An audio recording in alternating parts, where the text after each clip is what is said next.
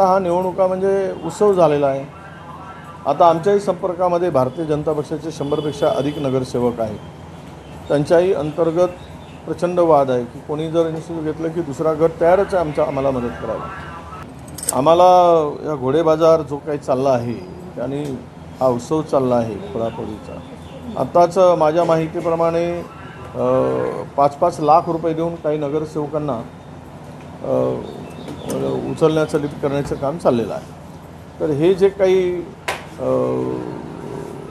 सवयी 2014 पासून सर्वांनाच लावली आहे, मला वाटतं यातून फेअर निवडणुका होणं, योग्य माणसाची निवड होणं, आता यामध्ये पैसा कोण गुंतवतो? व्यापारी गुंतवतात, व्यावसायिक गुंतवतात, मोठे मोठे उद्योगपती येतील।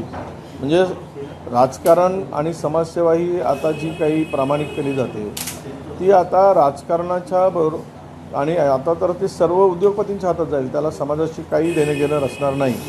उद्योगपती, ठेकेदार, मोठमोठे कंत्राटदार हे आता भविष्यातील त्या विधानसभेमध्ये, विधान परिषदेमध्ये, या मंडळामध्ये, विधिमंडळामध्ये हे चेहरे दिसतील। म्हणजे सामान्य माणूस कुठेच दिसणार नाही, अशा प्रकारची परिस्थिती भविष्यात आपल्याला पाहायला मिळेल। आता 15 लाख रुपये एका नगरसेवकाला दिल्यानंतर त्यांना वाटतं की आता हे उत्सवच झाला आहे, मोठी दिवाळीच झाली आहे। त्यामुळं ह्या परिस्थितीमध्ये 15-15 लाख रुपये देऊन जर एका मतासाठी निवडणुका होत असतील तर मला वाटतं या लोकशाही भविष्यात शिल्लक राहील की नाही हा खरा प्रश्न निर्माण होतो आहे। इराण आणि रशियाकडून तेल खरेदी करू नये, तो तेल कितीही महाग असला तरी कॅलिफोर्नियाकडूनच तेल खरेदी केला पाहिजे, असा फतवा अमेरिकेने काढलेला आहे।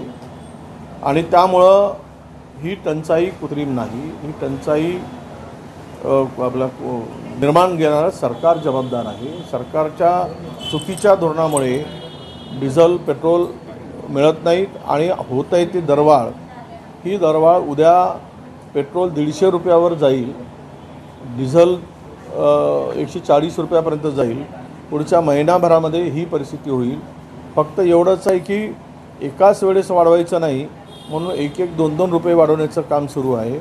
आणि भविष्यात तुम्हाला 8 दिवसांनी 5-5 रुपये वाढवलेले दिसतील, हे लपून राहणार नाही। आणि महाराष्ट्रातील शेतकरी उद्ध्वस्त होईल। फार मोठी परिस्थिती, गंभीर परिस्थिती, म्हणजे कोरोनामध्ये, लॉकडाऊनमध्ये जी परिस्थिती झाली त्याच्या 20 पट वाईट परिस्थिती देशामध्ये निर्माण होईल आणि देश पूर्ण उद्ध्वस्त होईल।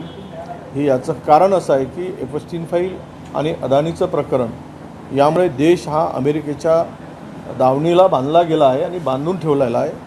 त्या पलीकडं कारण ट्रम्प म्हणतात की मोदीजींना फोन कुठे करावं आणि कधी करावं हे ठाऊक आहे आणि ते बरोबर योग्य वेळी फोन मला करतात। याचा अर्थ असा आहे की भारताच्या पंतप्रधानांचा हात अमेरिकेच्या राष्ट्राध्यक्षांनी दगडाखाली ठेवलेला आहे, तो काढता येत नाही आणि त्यामुळे हे भारतावर संकट ओढवलेलं आहे। ही सर्व परिस्थिती उद्या भयावह असणार आहे।